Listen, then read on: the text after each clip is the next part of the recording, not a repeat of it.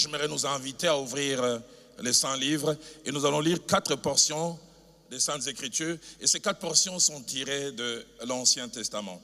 La première portion, c'est le premier livre des Rois au chapitre 3. La lecture, nous la faisons en 2 temps, du 3e au 5e verset. Et puis après, nous lirons le verset 15e. 1 Roi chapitre 3, du 3e au 5e verset.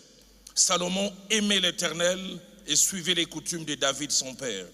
Seulement c'était sur de hauts lieux qu'il offrait des sacrifices et des parfums. Le roi s'est rendu à Gabaon pour sacrifier, car c'était le principal des hauts lieux. Salomon est souligné, Salomon offrit 1000 holocaustes sur l'autel. À Gabaon, l'Éternel apparut en songe à Salomon pendant la nuit, et Dieu lui dit, « Demande ce que tu veux que je te donne. » Verset 15e, Salomon s'éveilla, et voilà les songes. Salomon rêvait en Jérusalem et se présentant devant l'arche de l'Alliance. Et soulignant encore, il offrit des holocaustes et des sacrifices d'action de grâce et il fit un festin à tous ses serviteurs. La seconde portion que nous lisons, premier livre des Rois au chapitre 8, nous lisons en 3 temps, le verset 5e, le verset 54 et puis le verset 62 ainsi que le verset 63. Verset 5e. Les rois Salomon et toute l'assemblée d'Israël convoqués auprès de lui s'étèrent devant l'arche. Ils sacrifièrent des brebis et de bœufs qui ne purent être ni comptés ni nombreux plutôt à cause de leur multitude. Verset 54e. Lorsque Salomon eut achevé d'adresser à l'Éternel toute cette prière et cette supplication, il s'éleva de devant l'autel de l'Éternel où il était agenouillé, les mains étendues vers le ciel. Et puis 62 ainsi que 63. Le roi et tout Israël avec lui offrirent des sacrifices devant l'Éternel. Et souligné, Salomon immola 22 000 bœufs, 120 000 brebis pour les sacrifices d'action de grâce qu'il offrit à l'Éternel. Ainsi les rois et tous les enfants d'Israël furent la dédicace de la maison de l'Éternel. Avant-dernière portion, premier livre des Rois au chapitre 9, le premier verset et puis le verset 25. Lorsque Salomon eut achevé de bâtir la maison de l'Éternel, la maison du roi, et tout ce qu'il eut plu de faire, verset 25e, Salomon offrit 3 fois dans l'année des holocaustes et des sacrifices d'action de grâce sur l'autel qu'il avait bâti à l'Éternel, et il brûla des parfums sur celui qui était devant l'Éternel, et il acheva la maison. Et puis enfin, un Chronique au chapitre 29, et nous lisons aussi en 3 temps les versets 10, les versets 14, et puis les versets 20, ainsi que le verset 21. David bénit l'Éternel en présence de toute l'assemblée. Il dit, béni sois-tu d'éternité en éternité éternelle, Dieu de notre Père Israël. Verset 14, car qui suis-je et qui est mon peuple pour que nous puissions te faire volontairement ces offrandes? Tout vient de toi. Et j'aime ce qu'il dit, nous recevons de ta main ce que nous t'offrons. Verset 20 ainsi que verset 21. David dit à toute l'assemblée, bénissez l'Éternel votre Dieu. Et toute l'assemblée bénit l'Éternel, le Dieu de leur père. Ils s'inclinèrent et se prosternèrent devant l'Éternel et devant les rois. Les lendemains de ce jour, ils offrirent en sacrifice et en holocauste à l'Éternel 1000 taureaux, 1000 béliers, 1000 agneaux avec les libations ordinaires et d'autres sacrifices en grand nombre pour tout Israël. Amen. Partant de ces 4 portions des Saintes Écritures, et surtout des 3 premières, je voudrais que selon que l'Esprit de Dieu l'a placé dans mon cœur, parler sur le thème 4 leçons que Salomon nous enseigne sur l'action de grâce. 4 leçons que Salomon nous enseigne sur l'action de grâce. La première portion, nous voyons dans 1 Roi chapitre 3, versets 3 à 5 et puis verset 15. Salomon qui accède au pouvoir, j'en parlerai un peu tout à l'heure, dans des conditions pas faciles. Il n'était pas le fils le plus aîné, le premier en ordre chronologique. Mais au-delà de cela, nous connaissons les conditions, j'en parlerai tout à l'heure, dans lesquelles sa mère est devenue épouse du roi David. Et quand il accède à la royauté, il a double conscience. Premièrement, qu'il n'était pas cheval partant. il était cheval non partant. Que ce pourquoi il est bénéficiaire, au fait, ce n'était pas prévu pour lui. Mais deuxièmement, il a conscience de toute l'adversité qui s'est levée avant qu'il ne soit proclamé roi. Car Adonija, qui s'est cru être légitime, se proclamé roi, il a fallu qu'un d'un côté, Bathsheba et Nathan, les prophètes, s'imposent pour que David, dans un sursaut, les place comme roi. Et le plus étonnant, alors qu'il a cette royauté que je peux dire un peu fragile, il laisse le trône à Jérusalem et il s'oblige de faire ses voyages de plus de 80 km.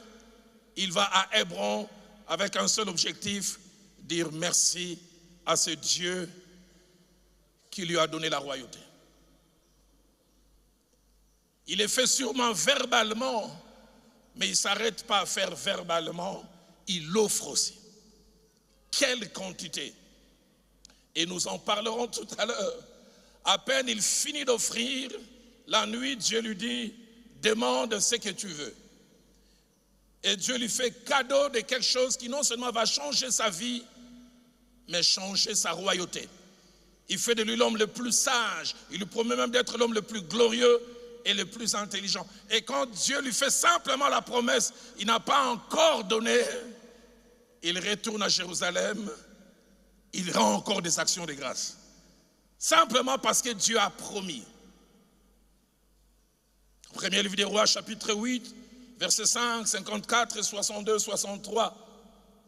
Il est quasiment vers la 20e, certains disent 25e année de son règne.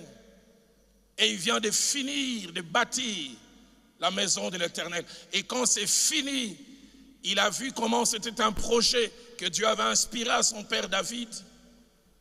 Et que finalement, il lui avait donné les plans. Et lui, petit à petit, malgré l'adversité, il a eu à bâtir cette maison. Quand la maison est finie, il rend grâce à Dieu. Et encore, il offre. 1 Roi chapitre 9, premier 25e verset, il a non seulement fini la maison de l'Éternel, mais il a aussi terminé sa propre maison. Il fait la même chose. On parle de la 30e année. Il rend des actions de grâce. Quelle est leçon que cet homme, Salomon de son nom, a à nous enseigner sur l'action de grâce. Avant de laisser cet homme nous enseigner 4 leçons sur l'action de grâce, je voulais qu'on les connaisse mieux en plaçant devant nous 7 petites informations. La première, c'est que Salomon était fils de David et de Bathsheba, la femme d'Uri, la femme que David avait prise d'une manière pas appréciée par Dieu. De Samuel chapitre 11, verset 26 à 27, on parle quand finalement David fait tuer Bathsheba, il fait tuer Uri, et que finalement il prend Bathsheba comme épouse. L'abbé dit, cela n'est plus pas l'Éternel. Deuxième information, un Chronique au chapitre 3, du 1er au 9e verset, ajoute 3 autres indications au sujet de Salomon. La première, c'est que Salomon faisait partie d'une famille de 20 enfants, 19 garçons et une fille appelée Tamar. La seconde indication, c'est qu'il fait partie des 13 enfants de David, mais nés à Jérusalem. Souvenez-vous qu'il y a 6 qui sont nés à Hébron, quand il était encore, on peut dire mercenaire s'il faut utiliser les termes. Mais troisième indication de la relation entre sa mère Bathsheba et son père David, ils sont nés à 4. Et lui, il était les tout premiers. Il avait comme frère Shimeya, Shobal, Nathan, et lui comme 4e enfant. Troisième information attachée à Salomon, il a eu toute sa vie à porter 2 noms. Il y a un nom qui est très très connu, mais il y a le second qui n'est pas très très connu, mais en Israël, il est plus connu par le second nom. Son premier nom le plus connu, c'est Salomon, Shelemon. En hébreu, de ce mot, on a tiré le mot Shalom pour dire paix. Nom donné par David, son père.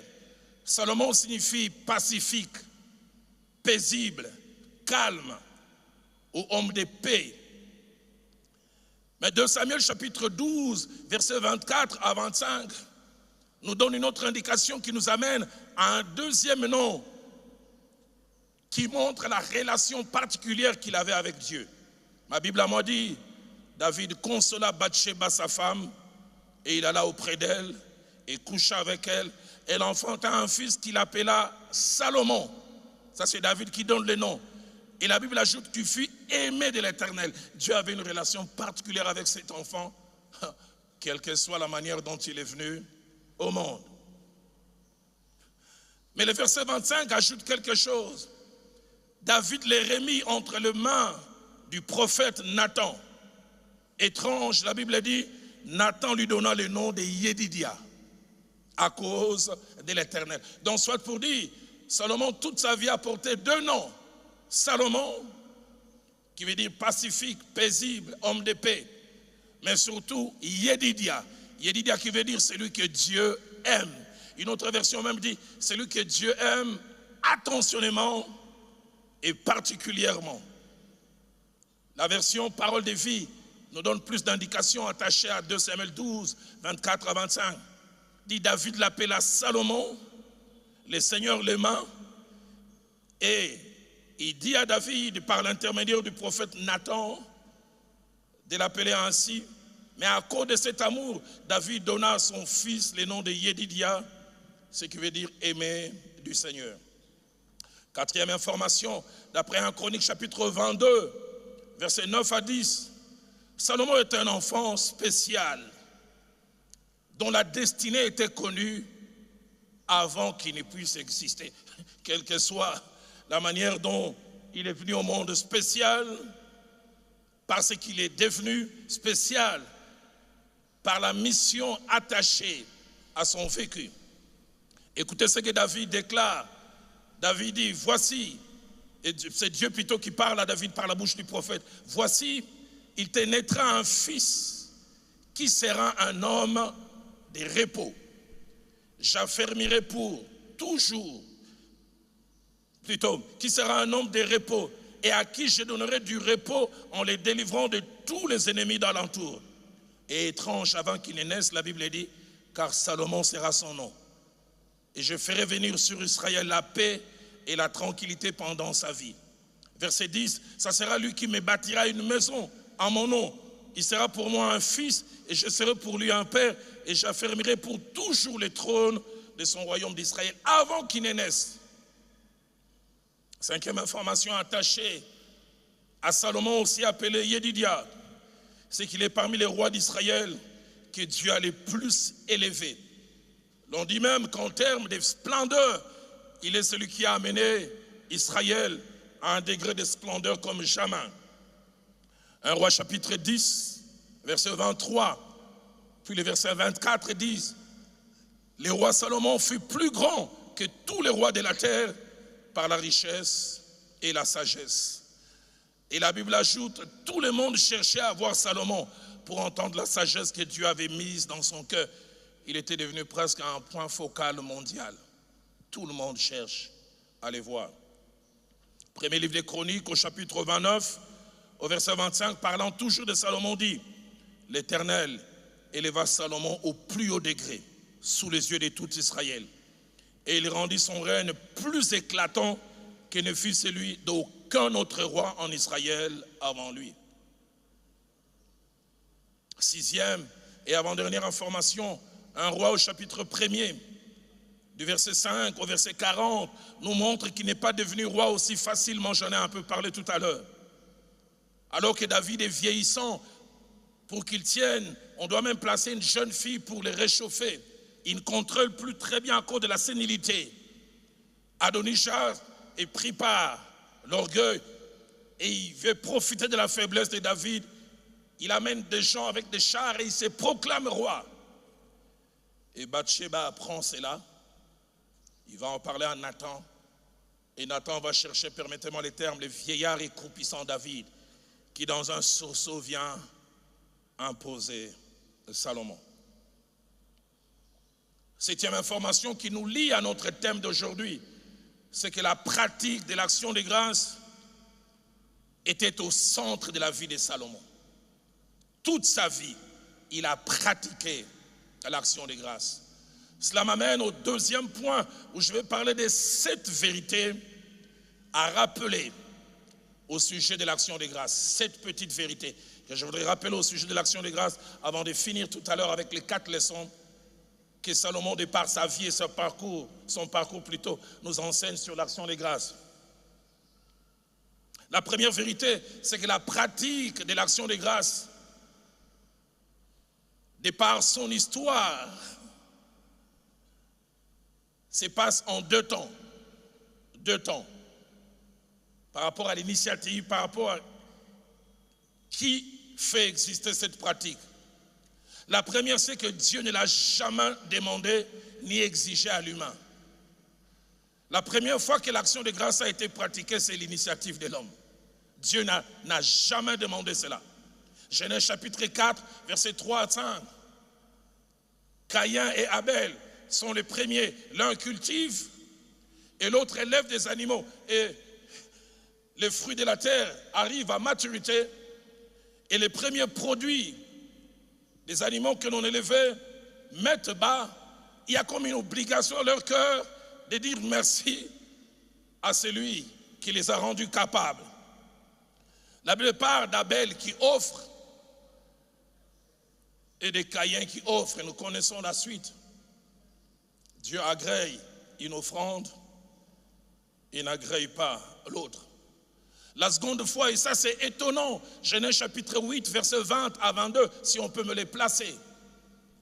Dieu a décidé de détruire le monde de l'époque par les eaux du déluge. Et souvenez-vous, Noé, sur recommandation de Dieu, fait la sélection de tous les animaux, afin qu'après les déluges, qu'on puisse garder les espèces.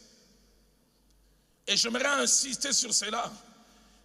Les quelques rares animaux qui sont dans l'arche sont des rescapés. Et quand Noé sort de l'arche, après que les eaux du déluge non seulement se soient arrêtées de tomber, mais aient séché, Noé vient non seulement dire merci à Dieu par la bouche, parce qu'il se rend compte que ce que Dieu avait dit s'est accompli. Pasteur Eric, Noé fait quelque chose, les humains diront irresponsable. La Bible dit il prit quelques espèces qu'il offrit. Noé, il n'en reste pas beaucoup. Certains historiens disent même qu'il y a quelques espèces d'animaux qui ont cessé d'exister parce que Noé a voulu rendre des actions de grâce. Noé décide, je vais offrir. Et j'insiste, ce qu'il offre, Dieu n'a pas demandé. Et quand Noé finit d'offrir, ma Bible dit, l'Éternel sentit une odeur agréable. Il apprécie cela. J'insiste, il n'a pas demandé, mais il apprécie. Deuxième chose, dans la relation entre Dieu et l'homme, si au départ l'action de grâce a été l'initiative de l'homme, au mont Sinaï, Dieu a fait de l'action de grâce une loi, une pratique qu'il exige. Lévitique au chapitre 7, au verset 11, Dieu par la bouche de Moïse parle, il dit, voici la loi du sacrifice d'action de grâce que vous offrira l'Éternel. Il en fait une exigence. Désormais, ça se fera. La première fois, c'était l'humain, mais désormais, Lévitique chapitre 19, au verset 5, non seulement qu'il a institué cela comme une pratique, mais il voit même tous les petits détails. La Bible dit, quand vous offrirez un sacrifice d'action de grâce, vous l'offrirez en sorte qu'il soit agréé. Avant, il n'avait pas demandé. Désormais, non seulement il demande, mais il insiste sur la manière. Deuxième vérité attachée à l'action de grâce, c'est que Dieu n'a pas laissé qu'on puisse pratiquer cela n'importe comment. Dieu a défini quand, pourquoi et pour quel bénéfice on doit pratiquer les actions de grâce. Placez-moi Nombre chapitre 10, au verset 10e. L'Éternel dit, dans vos jours de joie, c'est-à-dire quand vous me verrez à l'action, dans vos jours de fête, quand vous voulez célébrer quelque chose, anniversaire, anniversaire de mariage, anniversaire de naissance, je ne sais pas. Telle année, nombre d'années d'église. Et puis il ajoute encore dans vos nouvelles lunes. Quand une année nouvelle va commencer, il dit, vous sonnerez de la trompette, vous allez me célébrer. En offrant des holocaustes et vos sacrifices d'action de grâce. Et il montre les bénéfices attachés à cela. Il dit, quand vous les faites, il dit, elles vous mettront en souvenir devant moi. Vous revenez pour me dire merci. Ce que vous posez comme acte devient un mémorial. Je me souviens, je dis, je lui ai fait du bien. Et il a reconnu la valeur. Et il est venu apprécier et dit aux anges, notez. Ça, c'est quelqu'un qu'il faut encore faire du bien. Il dit, elles vous mettront en souvenir devant moi. Aidez-moi à poser la question à votre voisin. Est-ce que vous faites des choses qui vous mettent en souvenir devant Dieu? J'attends un voisin au coin et dit,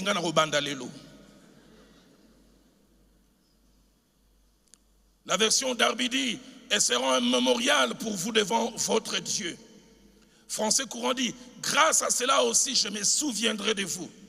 La version Parole de vie dit, de cette façon, je me souviendrai de vous. Voilà la signification cachée derrière l'action de grâce. On reconnaît Dieu comme étant les bienfaiteurs, la source. Et puisque ça plaît à Dieu, Dieu dit, celui-là, il ne faut jamais l'oublier. Troisième vérité attachée à l'action de grâce, elle plaît à Dieu. Elle fait plaisir à Dieu. Placez-moi le psaume 50, au verset 23. Les psalmistes déclarent, celui qui offre pour sacrifier des actions de grâce, me glorifie. Celui qui offre pour sacrifice des actions de grâce, me glorifie. Il me donne gloire. Les mots glorifier là me rend pesant, me donne du poids. Quatrième vérité attachée à l'action de grâce, la Bible encourage sa pratique. Et nous voyons plusieurs de ceux qui ont vu la main de Dieu, non seulement la pratiquer, mais l'encourager. Dans Psaume 50, au verset 14, les psalmistes David qui a vu tellement Dieu agir dans sa vie, écoutez les conseils qu'il nous donne. Il dit, offre pour sacrifice à Dieu des actions de grâce. Toujours David, dans le psaume 107, verset 22,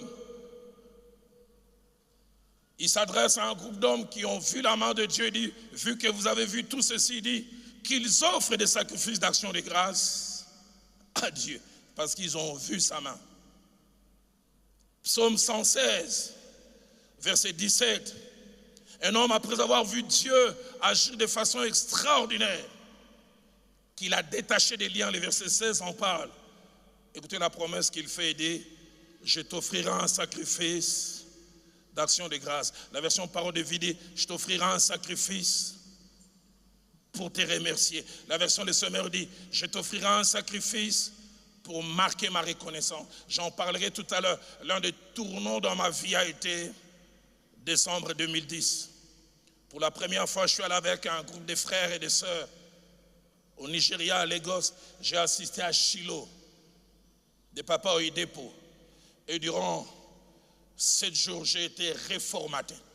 J'ai béni Dieu pour toutes ces années que j'ai passées dans l'église où j'ai passé toute ma jeunesse, 20 ans, mais je n'étais pas exposé à cet enseignement sur l'action de grâce. Je l'ai entendu, je me suis d'abord repenti et ça a été le tournant de ma vie. J'en parlerai avant de clore tout à l'heure. Depuis lors, l'action de grâce est devenue un style de vie chez moi. Je verrai même aller plus loin. Je cherche chaque prétexte pour rendre grâce. Pasteur Mouchipai, quand je prends un avion et j'atterris, je mets chaque fois au minimum $500 de côté pour dire merci à Dieu qui a permis que je vole avec cet engin, parce que certains ont connu et craché quand j'atterris. Toujours. Mes filles, quand elles étudiaient à l'époque, elles finissent l'année scolaire ou l'année académique. Mon épouse et moi, on offre des actions de grâce. Mes filles sont enceintes, elles accouchent. Je ne dis pas simplement, Seigneur, tu es un Dieu redondant. Au-delà des mots, je vais offrir à Dieu. Mon épouse sait de quoi je parle. Il y a 14 jours, on a failli perdre un de nos petits-enfants, sans l'intervention de Dieu. Et hier, je lui en parlais, j'ai dit, Viviane, vu ce que Dieu veut faire, allez, je peux même donner les montants. J'ai dit, on met 4 000 $ de côté. On va dire merci au Seigneur. Un style de vie. J'oublie jamais ces jours-là. Je suis avec le prophète Daniel Kawata. En 2011, on devait aller célébrer un mariage en Afrique du Sud. Pasteur Eric, en plein vol, l'avion connaît une coupure d'électricité. On nous a dit que c'était 1 seconde et demie. Tout noir. On perd l'altitude. On avait des amis du combat spirituel qui commençaient à... J'oublie pas, quand l'électricité est revenue, les stewards et les hôtesses ont commencé à calmer les gens. Cool down. Quelqu'un dit cool down.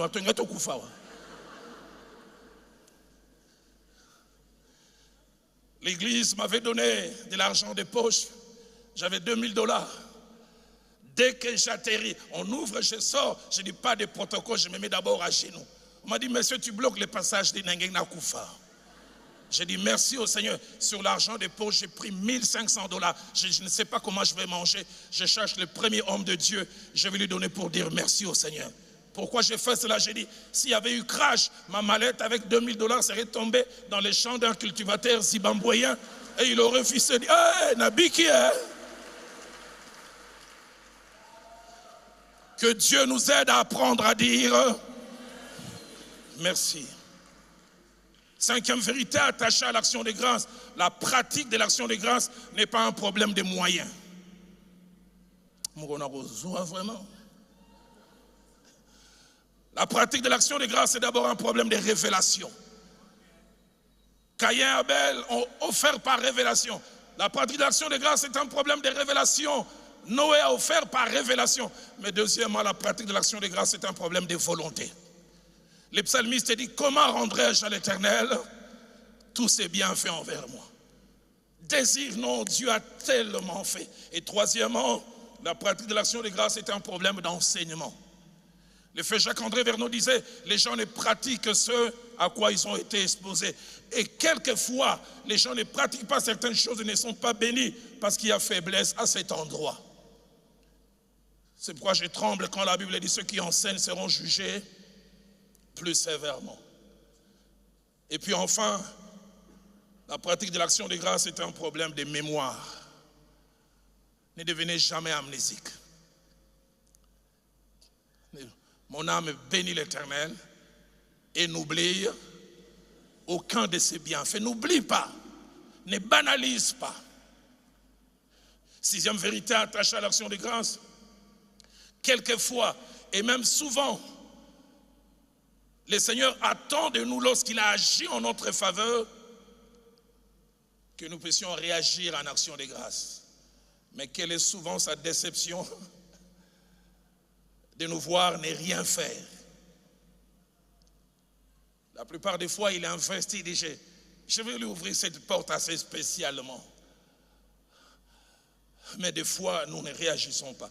Dans Luc chapitre 17, versets 11 à 18, je vais prendre simplement les versets 17 à 18. Étrange, il y a 10 lépreux qui viennent. Qu'est-ce qui manquait à Christ de les guérir du coup? Il les a obligés à aller se laver les yeux à Siloé. Et pour comprendre cela, sachez que tous les lépreux de l'époque étaient amenés en dehors de la ville. Ils habitaient à la porte, qui était comme l'antichambre de la mort. Tous ceux qui étaient là comme lépreux, leur regard c'était les cimetières. Et Christ les rencontre là, même si tu aimais ta femme, on te détache. Tu aimais tes enfants, on te détache. Et la Bible dit, pendant qu'ils allaient, ils furent guéris, à 10. Je m'imagine un qui s'appelle Jean-Jacques, lépreux depuis 10 ans. Si comme moi il était marié, vous imaginez un homme qui est éloigné de sa femme. Jésus les guérit, il dit, Jésus merci, mais il faut n'amour à Namansanga. Sa priorité c'est retrouver sa femme. Jésus, merci, mais je vais retrouver mes enfants. Mais il y a un qui a été guéri. Il dit, avant d'aller jouir du fruit de ma guérison, je dois d'abord retourner vers la source de la guérison. Je jouirai après, je profiterai après, mais sans lui, je serai mort. Et il est revenu. Et pasteur Eric, étrange, ces jours-là, Jésus-Christ, au lieu d'encourager d'abord celui qui est revenu, il blâme les absents en présence du présent. Il dit, 10 n'ont-ils pas été guéris? Où sont les 9 autres? Et quand je préparais ce message, j'entendrais dans mon oreille gauche, parmi les 9 autres, il y a certains qui sont en file là ce matin. Aide-moi à poser la question à ton voisin. Est-ce que tu es parmi les 9 que Jésus attendait qui ne sont jamais revenus? Où sont les 9 autres? On peut sentir l'irritation, la colère. Je leur ai fait du bien, mais ils ne m'ont pas reconnu comme source. 7e et dernière vérité attachée à l'action des grâces, c'est que l'action des grâces est l'instant où un homme ou une femme, après avoir bénéficié de quelque chose d'appréciable et de significatif, j'insiste sur ces mots, s'oblige ou se sent obligé de réagir en faisant part de sa reconnaissance, en reconnaissant Dieu comme étant la source du bienfait. Deuxièmement, en reconnaissant la valeur du bienfait, ce qu'il a en plus à cause de cette action et ce qu'il aurait eu en moins si Dieu n'avait pas agi. Mais troisièmement, il reconnaît qu'il y a un auteur. Et il réagit soit en parole, soit en acte. Et parmi les choses que Salomon nous enseigne sur l'action des grâces, la toute première que Salomon nous enseigne, c'est que la pratique de l'action de grâce doit être un style de vie chez nous. Un style de vie. Quand je dis style de vie, je pense à 4 choses. Premièrement, je veux dire quelque chose que nous pratiquons tout le temps. Deuxièmement, quand je dis ça doit être un style de vie, c'est quelque chose que nous aimons pratiquer et qui s'impose à nous. Pas que quand on nous demande encore. Psaume 116, verset 12. Comment rendrai-je à l'Éternel tous ses bienfaits? Troisième des choses, quand je dis ça doit être un style, quand nous devons la pratiquer et que nous ne la faisons pas, nous sommes mal à l'aise. Nous avons comme un manque. Et quatrième chose, quand je dis ça doit être un style, c'est que nous n'avons pas besoin d'être poussés par dehors pour la pratiquer. C'est automatique. 1 Roi chapitre 3, verset 3 à 5, nous l'avons lu. Salomon accède à la royauté, il quitte Jérusalem, il va à Hébron, dire merci à celui qui le rend roi. Et comme je l'ai dit tout à l'heure, ce Dieu s'engage vis-à-vis de lui, il dit, je ferai ceci, je ferai cela. 1 Roi 3 plutôt, verset 15, il revient encore, il offre. Allez, je n'aimerais pas ici faire de calcul. 1 Roi chapitre 3, verset 4 à 5. Lorsqu'il alla dire merci au Seigneur, l'abbé, il offrit 1000 holocaustes, 1000 bœufs. Les commentateurs disent qu'un bœuf, les gens de Goma, surtout des Bukavu, vous connaissent mieux la valeur d'une vache. Minimum $300 à l'époque, peut-être 400. Donc si vous êtes fort en arithmétique, aidez-moi à dire à votre voisin les montants que cela a coûté à Salomon pour dire merci au Seigneur. Dites-le lui. Et assister à la fin, ce n'est pas des francs congolais. Et j'entends quelqu'un dire tout ça pour ça. Parce qu'il réalise ce que Dieu a fait.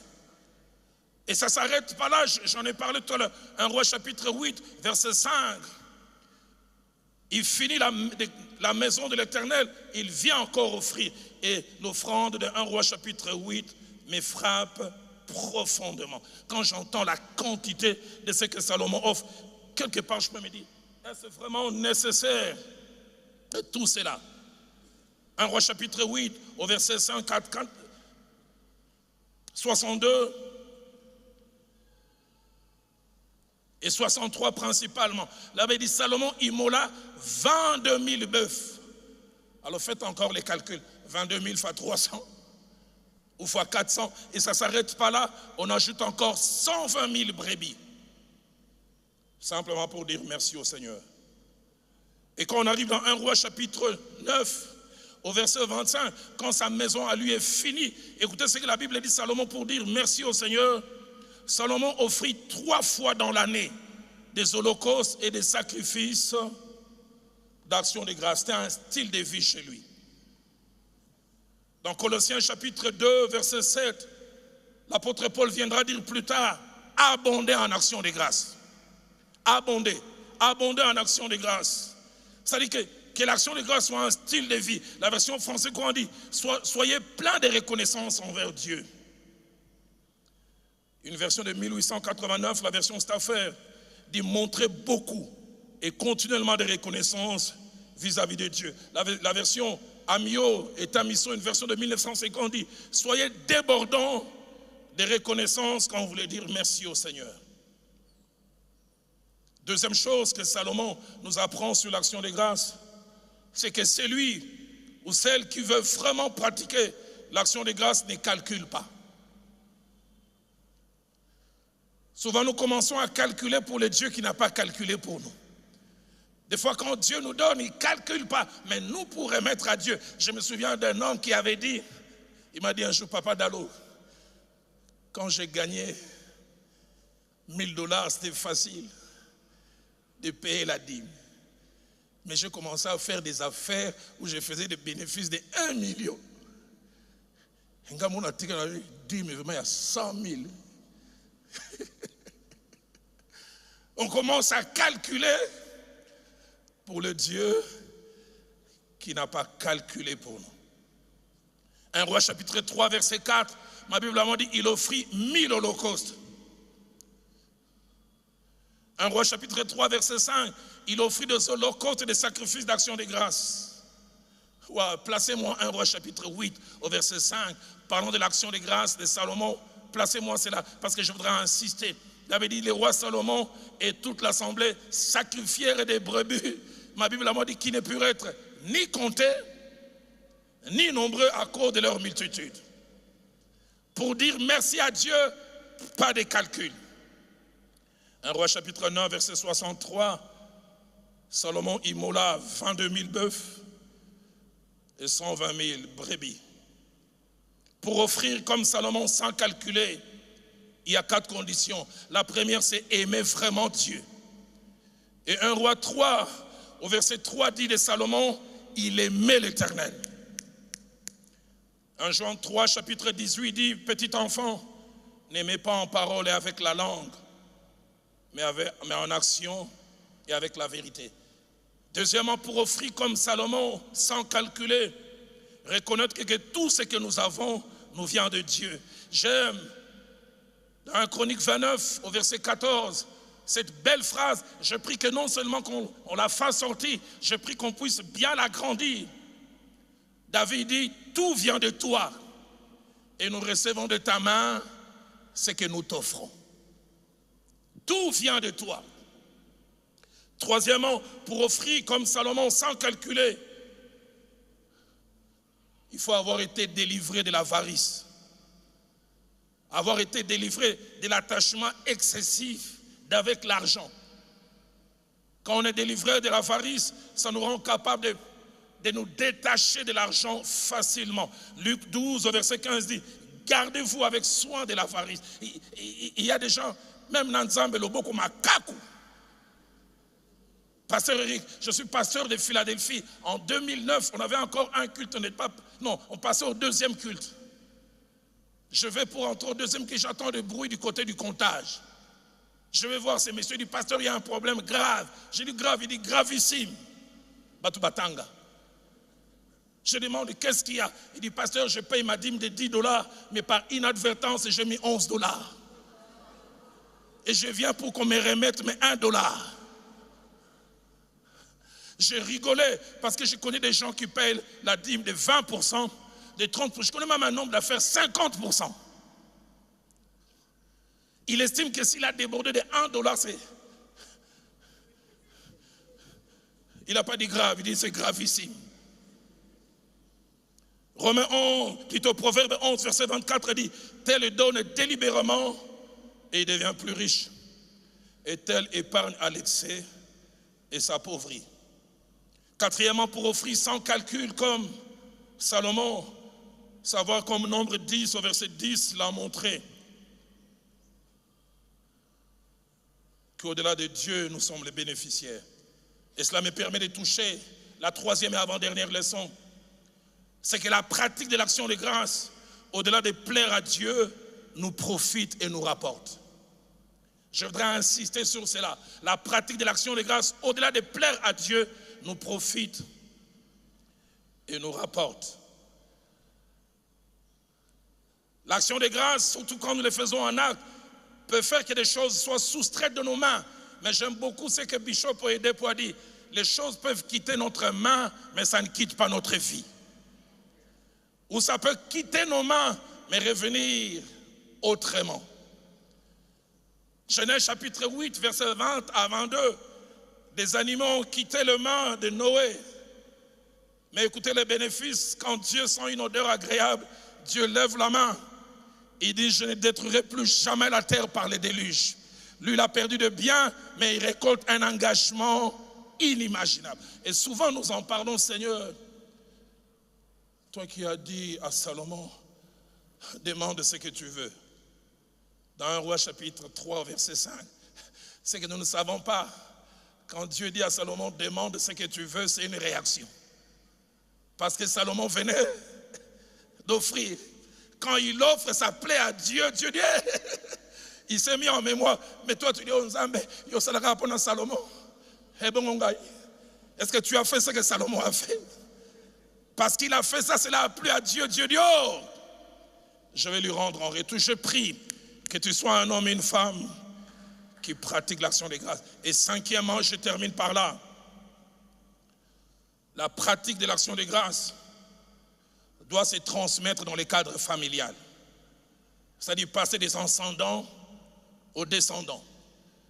C'est vraiment la pensée de Dieu. 3 choses que je veux dire là-dessus. Je voudrais dire, Dieu n'a jamais voulu que nos enfants soient des autodidactes, même dans les domaines de l'action de grâce. Que nos enfants se débrouillent. Deuxièmement, Dieu a toujours voulu que le cadre familial soit un cadre de transmission de valeurs. Dans Psaume 78, verset 5 au verset 7, l'abbé dit, Dieu a établi un témoignage en Jacob. Et il a voulu que les parents puissent les transmettre à leurs enfants, afin qu'eux aussi devenus grands les transmettent à d'autres. Il dit pour qu'ils puissent mettre leur confiance en Dieu. Cadre de transmission des valeurs. Le frère Jacques-André Verneau disait, les valeurs chrétiennes se transmettent quand elles sont pratiquées dans le cadre de la famille. Et troisièmement, quand je dis que sa pratique doit se transmettre dans le cadre familial, c'est que les enfants n'ont pas toujours besoin de comprendre pour pratiquer. Des fois, il faut leur imposer la pratique et ils comprendront après.